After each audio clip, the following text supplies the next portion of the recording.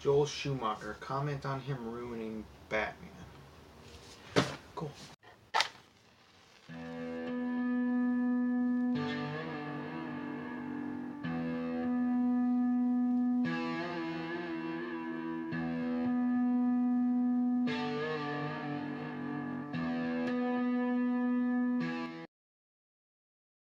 Hello and welcome back to the Movie Spot, where I review movies and things.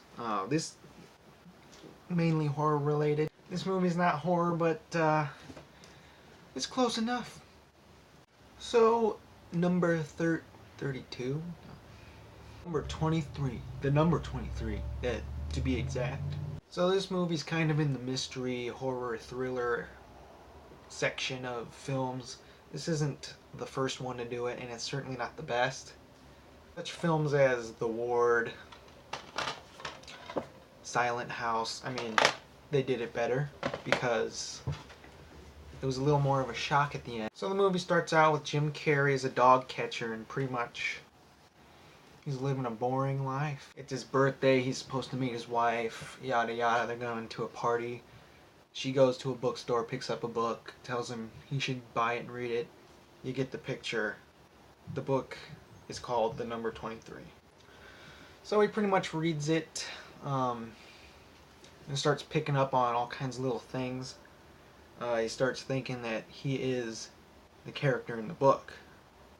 Jim Carrey's acting towards the beginning is pretty weak and not really meaningful in a way. Kind of dragging words out of the script instead of, reviewing them and then saying them. It isn't bad, but it's not necessarily good either way. It just seems like he's not that great of an actor. Maybe. Grew up on Jim Carrey as a comedian. I love Jim Carrey. He's hilarious. But a serious role really doesn't mesh well with him. So, the book and his life pretty much start meshing completely, and he's fully convinced that he's this character in the book. And he starts seeing the number 23 in everything he does. He sees it on the streets, he sees it, in his birthday, in his name. You get it. Cinematography's pretty good. It's very early 2000s style. A lot of editing and making it look strange. Probably the biggest thing you'll notice is when he's reading, it's kind of like a dream sequence where he's as the other character, and it looks a lot like The Matrix. This is the best way I can put it. It's like super exposed and grainy. If you've ever seen The Matrix, you know what I'm talking about. Music sounds pretty good. It's very reminiscent of the new It, if you've seen that. So now I'm going to give out some spoilers. When you see this TV off is when those of you who don't want spoilers can come back and start watching again. So, let's start with spoilers. So there are a lot of loopholes in this. Pretty much his wife gave him his own book. He wrote this before he tried to commit suicide and pretty much lost all his memories. She gave this to him. Why? I have no idea. This is like the biggest plot hole in this movie. Pretty much, she's like doing things. She dug up a body. Like, she read this and she knows that he's figuring this out. And it like blows my mind that this is happening, because you would think if your husband killed somebody, you'd want to leave it in the past if he doesn't remember. So, obviously that's a huge loophole, and it pretty much ruins the movie.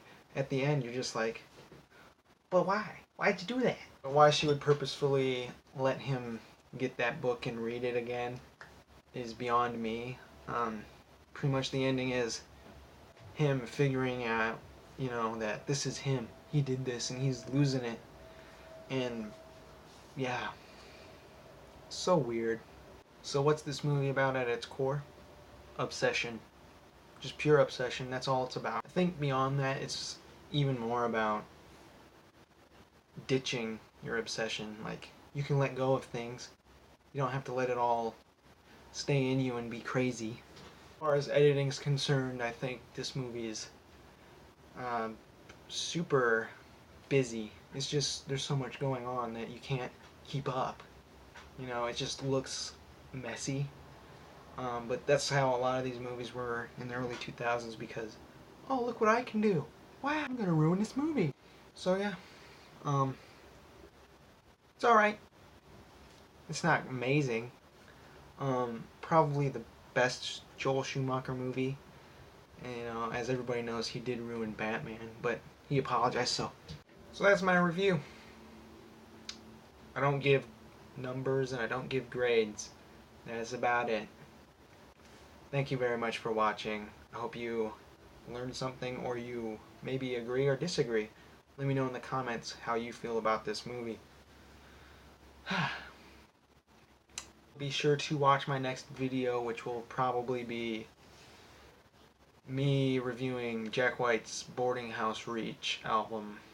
Very controversial album right now. Like, people hate it and people love it. Which end of the spectrum am I on? Let's just say I'm nervous to review it.